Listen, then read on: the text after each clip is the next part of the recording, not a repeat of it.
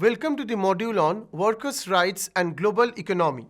The concept of global economy is embedded within the policy of globalization. Globalization refers to the integration of the domestic economy to the rest of the world, which is multidimensional and multifaceted. So whenever we talk about the concept of globalization as a policy decision, it comprises of multi-dimensions, for example, social, cultural, political, economic, and financial. So this thereby takes upon the societies has been a source of controversy, and its effects on labor rights have been particularly contentious. Because when we want to associate labor rights with the policy of globalization, there are certain issues which takes up in the research arena or among the policymakers to have a kind of detailed discussions. So critics actually claim that globalization basically refers to some kind of escape from a very stringent workers' rights so that the corporations can seek out the countries where there is lowest level of labor rights. That means in terms of getting the profits or in terms of any type of rent-seeking activity which comes up within the objective of the multinational corporations, any strict labor rights may not be conducive for them to operate. So whereby the questions of job security, the questions of unlimited hours of work, and also other kind of labor laws, wherever they are flexible, the corporations or the multinational companies wants to set up their affiliates. So this has been gone within the process of globalization more than a decade. So it is basically a multifaceted phenomena where different kind of economic ties comes up, but whenever we want to look at the labor rights, then it influences the labor rights in the sense that it tries to seek out those nations or those economies. Just like environmental standards, labor rights are also flexible or liberal. This boils down to the concept of different dimensions of globalization. By economic, we mean the trade, the foreign capital, and also the exchange rate issues which are underlying within globalization. By social, we mean the cultural issues, the economic and the physical capital, the skill formation, and by the political, we mean the governance, the political stability, the rule of law, voice and accountability. All of them are making a contrast with the expectations for the labor rights. Because here the labor rights basically seek for labor recognition of their service, which is also embedded in the surplus theory of labor value. So there is a widespread awareness of fundamental labor rights, but the norms underlying the free ethos of global economy embodied by the Washington Consensus are also prevalent. So Washington Consensus stated that there should be proper wage structure, there should be proper water structure in terms of the labor laws, and moreover, the rules and regulations must be well defined. This also refers to the countries that they want to change their official labor laws and sign into their voluntary agreements rather than substantial commitments to improve the labor rights in practice.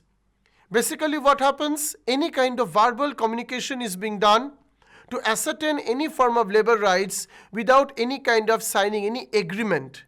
So this calls for different types of informalization in an economy, which can be through contractual or which can be through casual.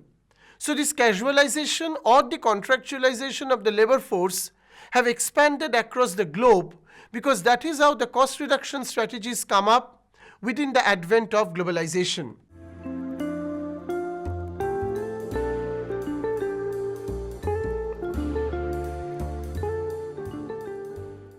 The most important propositions of the new liberal and the liberal school of thought. The new liberal perspective posits that labor rights are essentially another positive benefit that societies derive from participating in the global marketplace. Because not only by getting the recognition of the service, but at the same time value addition of their current activity. That will also help them to climb up the success ladder in terms of social upliftment. Along these lines, prosperity, economic growth, democratization are also being referred by the economic globalization. So whenever we talk about the economic globalization, we basically refer to the upliftment of the classes basically the middle class society, how they can become the novio riche, and how they can enjoy the benefits of prosperity or economic growth. So that calls for a proper democratization of the society, which calls for equal opportunity for all. And that is how the workers' rights or the labor rights can be well defined. So with low labor standards and weak union presentation, developing countries become very attractive to potential foreign economic partners.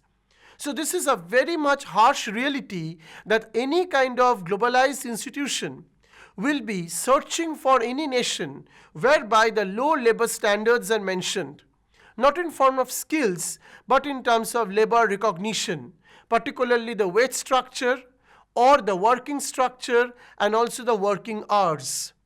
Moreover, the unionism also plays a very dominating role, because a strong trade union or a labor union will act as a kind of hazard to any multinational corporation, because they look after the benefit of the workers or welfare of the workers. So if any nation does not have a proper unionized structure, then these capitalist economies or these MNCs will reap profit or benefit out of it.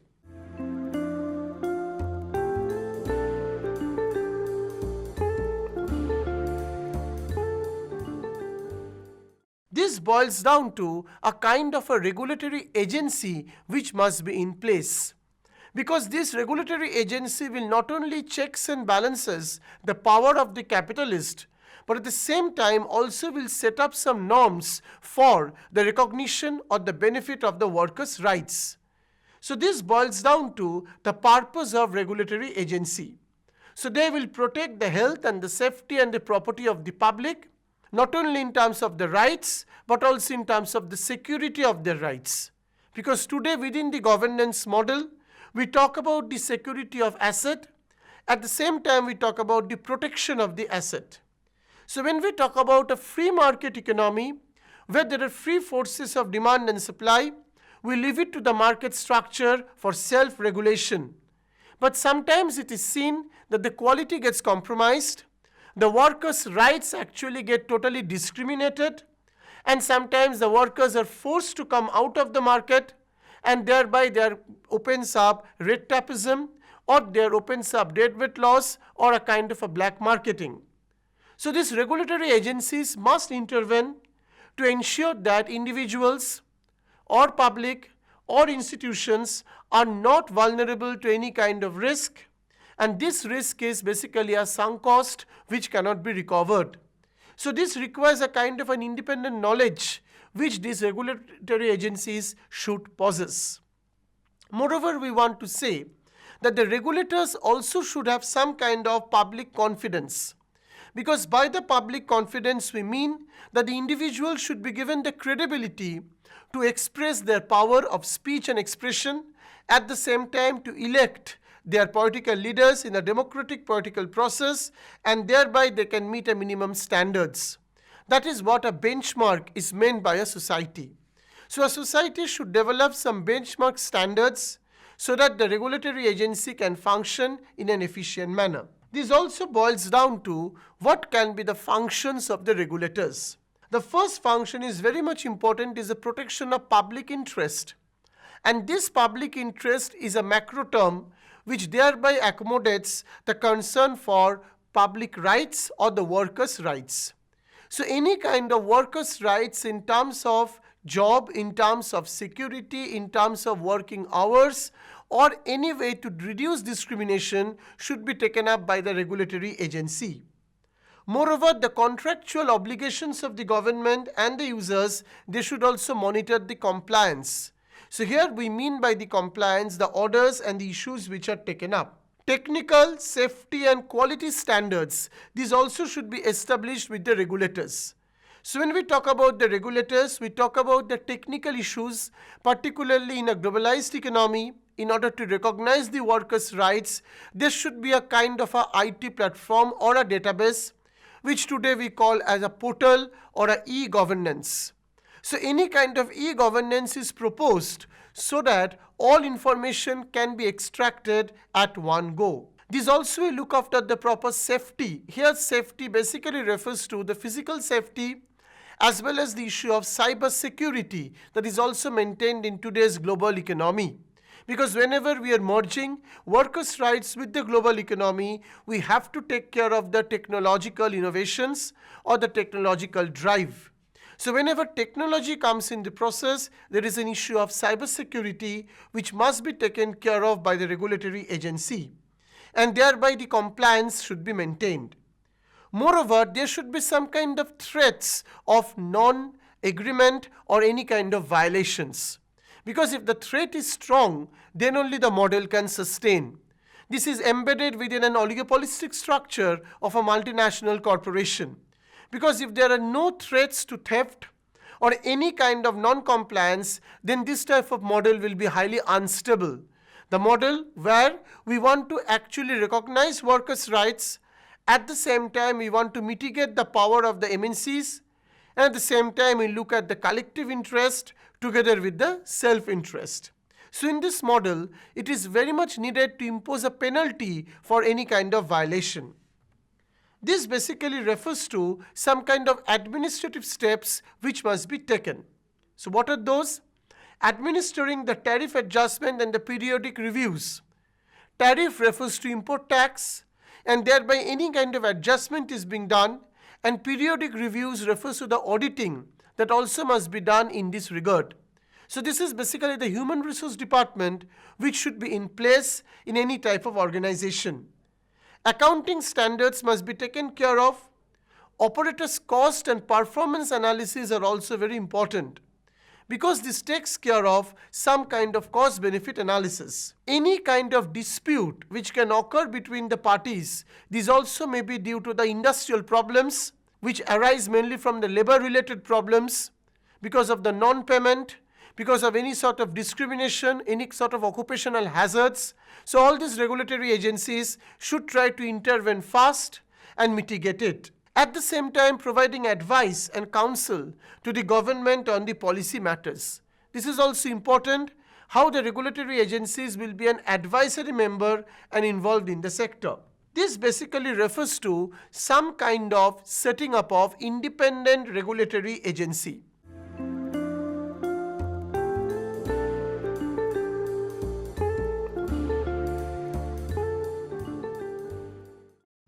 So when I talk about an independent regulatory agency which is called IRA, this is basically operating in a democratic setup of a government where automatic independence should be given, a kind of an autonomy will be given, but at the same time it should not misuse the interest of the public.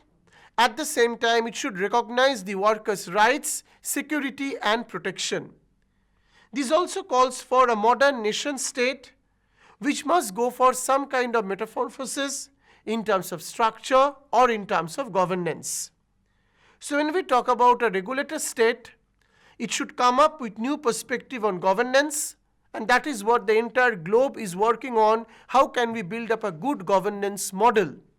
Because a good governance model is built on certain attributes. First of all is the rule of law, that is the law and order of a nation. On voice, that is freedom to express the speech and expression. Accountability and transparency in terms of the compliance, whether they are maintained.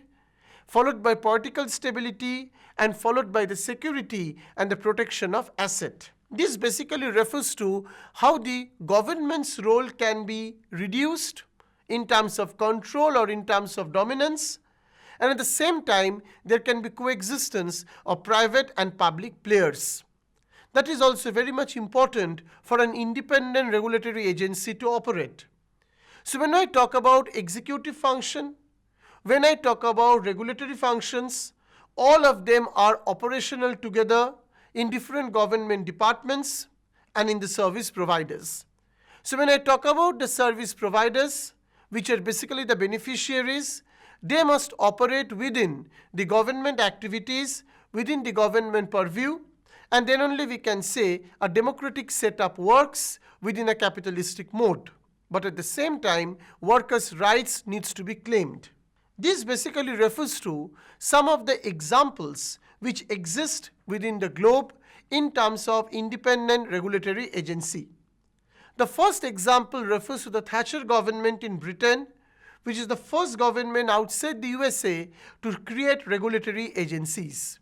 Because the need for this in new institutional actors followed by the conservative government's decision to privatize public-owned utilities like British Telecom and British Gas. Because these are the merit goods which are required for the necessity of the welfare, but they are basically privatized. So when these goods or when this type of institutions are privatized, this type of merit goods are privatized or public-owned utilities are privatized, then it is actually affecting the common interest and making the entire economy to move in a dominance of monopoly capitalism. So this will definitely look into those countries where the labor laws are highly flexible and where the trade union is very weak, because they will always exert a kind of a bargaining power to influence the employees and at the same time get a kind of a good rapport with the subordinates so that the rights are highly rewarded and they are recognized. So this has come up with a paradoxical result that the conservative government's ambition to deregulate and liberalize the utility market resulted in re-regulation, and that is how the powerful regulatory actors cope up. So what is the issue? That means whenever we are wanted to come up with a kind of mitigation of capitalistic society, when we wanted to recognize more public utility goods, at the same time we observed new powerful agencies have cropped up, and they have cropped up with the objective of private maximization. So the decade of 1980s witnessed accelerated reforms, restructuring of the sector in the UK and the USA. So this restructuring comes up from the industrial structure where we talk about different participations, like an assembled product comes in, where different countries participate and then the final product is packaged. But in doing so, workers' rights are not recognized in due form or in due structure. This basically refers to what are the functions of this independent regulatory authority.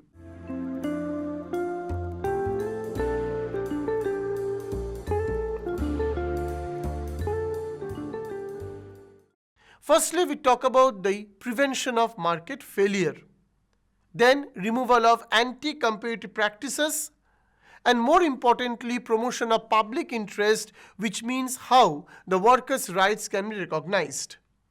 So when we talk about a market in a capitalistic society, we mean by the coexistence of the forces of demand and supply, and it is a self-regulatory body, and thereby the mutual interest will be automatically settled. However, government intervention is very much needed. That is why there are certain goods in the society where the price mechanism does not function. Those goods which actually come up with a kind of non-rival and non-excludable in nature, these are called the public goods. For example, the street lights. Because anyone can get the access to street lights, even he is a taxpayer or a non-taxpayer. At the same time, whenever an individual is enjoying the benefit of the street light, he cannot exclude other from doing that. But in a private property, everybody claims the private ownership because they have exercised their purchasing power. So this is where the market basically fails. Anti-competitive practices are very much needed. Otherwise, what happens? It is basically ending to some kind of monopoly structure or dominance of certain societies. And this will disrupt the economic place. And public interest is finally coming up with a common goal. This basically refers to the first issue, which is prevention of market failure. So as I said, that market failure is a condition where the market mechanism fails, where the demand and supply fails, resources needs to be allocated efficiently, and social welfare has to be maximized. So when I talk about the market failure, it occurs in the provision of public goods, as mentioned. Because by public goods, we mean the collective interest or the collective enjoyment by all the members of the society. And that is how the natural monopoly or any sort of incoordination among the information, that is called asymmetric information, where the lack of proper information among both the agents can be prohibited. and also in the presence of externalities. Externalities means that action of an agent either creates a benefit or imposes cost on the other. So when we talk about a natural monopoly, it means that over time, that particular company or establishment is enjoying lower cost. And eventually the monopoly starts up, and thereby the gains of the society is enjoyed by clusters. This basically refers to how the scale can be benefited and how the inefficient production crops up. So under that situation, government should come up because there the market fails. So in all these cases, regulation is very much necessary to protect the consumer interest, and thereby regulators might impose some restriction on the entry of the new firms. Like in monopoly, it happens because it imposes the copyright or the patents. So these are water distribution, railway lines, whereby we observe the workers' rights must be in place because they are basically should not be washed away by the forces of regulation or the forces of democracy. Next function we come across is basically the removal of anti-competitive practices. So what are this? These are basically fixing of the price, getting the more and more on the market share, and any kind of competitiveness to be avoided. So this should be taken up in a serious manner. Officials must be empowered to reduce the degree of competition. So a regulatory body should come up, which must be transparent, which must be consistent, and which must operate in a dynamic environment where the market players can operate. So this is a call of the hour whereby we talk about the anti-competitive practices that needs to be prohibited. And when we talk about the promotion of public interest, we basically refer as the workers' rights, how they can be maintained. So first of all, we can talk about the price support, which is basically followed during the agricultural sector during the times of huge harvest. When entire production or harvest, the government has to purchase from the farmers because the farmers don't have the infrastructures to store it or to sell it off. So government has to purchase from them at lower prices. At the same time, there is a needed for the public distribution system to come up whereby the workers' rights can be well established. At the same time, the regulatory decisions should be there for a zero import tax so that the free distribution can come up.